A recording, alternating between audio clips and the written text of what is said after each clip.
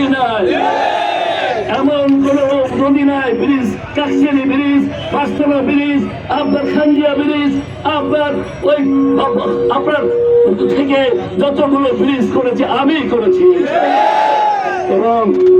এবং কালীগঞ্জ থেকে আশাশুনি রাস্তা, পারুলিয়া থেকে আশাশুনি রাস্তা, বহেরা থেকে আশাশুনি রাস্তা, Kazi Alauddin degree college, Kazi Alauddin high school, দেবাটা কলেজ, নন্দা কলেজ সহ অসংখ্য কলেজ, স্কুল, মসজিদ, মাদ্রাসা, এতিমখানা, মন্দির আমি স্থাপন করেছিলাম।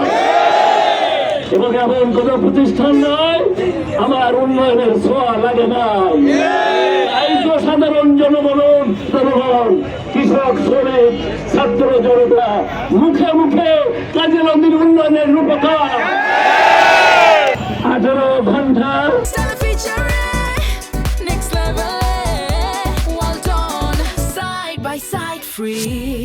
তিনি বাংলাদেশের 68,000 গ্রামে বাংলাদেশ জাতীয়তাবাদী দল তথা বাংলাদেশ জাতীয়তাবাদী দলের 9টি অঙ্গ এবং সহযোগী সংগঠনকে তিনি সংগঠিত করে মজবুত করেছিলেন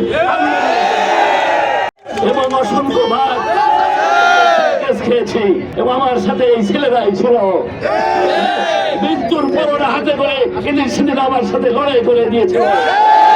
আমাদের রকুনুজ্জামানের নেতৃত্বে একদল দামাল ছেলেরা প্রতিদিন আমার সাথে লিফলেট বিলি করেছে। সর্বশেষ 5 জানুয়ারি আপনারা জানেন হাকিম সাহেবের নেতৃত্বে আওয়ামী লীগ, যুবলীগ, ছাত্রলীগ এবং প্রশাসন ঘেরাও করে আমার রিক্সাওয়ালা, ভ্যানওয়ালা, ইজি বাইকওয়ালাকে অ্যারেস্ট করে নিয়ে গেল। আল্লাহ তাআলা আমাকে সেভ করলো, আমি চাদর মুড়ে দিয়ে বেরিয়ে যেতে পারলাম। পরের দিন আবার ফিরে এসে আবার লিফলেট বিলি করেছি 7 তারিখ পর্যন্ত। মহান স্বাধীনতার ঘোষক, বহুদলীয় গণতন্ত্রের প্রবর্তক, স্বনির্ভর বাংলাদেশ গড়ার মূর্ত প্রতীক,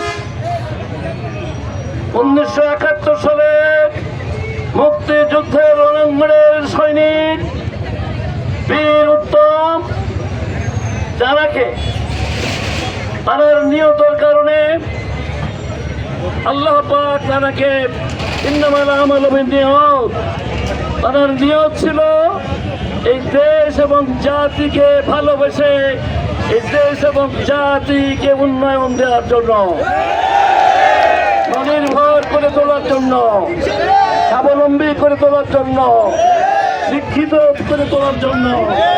তাই তার আগে 1971 সালে যখন এদেশের মানুষের আপনার গরু খেয়ে জীবনযাপন করছিল, যখন সম্পূর্ণ অর্থনীতি বিধ্বস্ত হয়ে গিয়েছিল,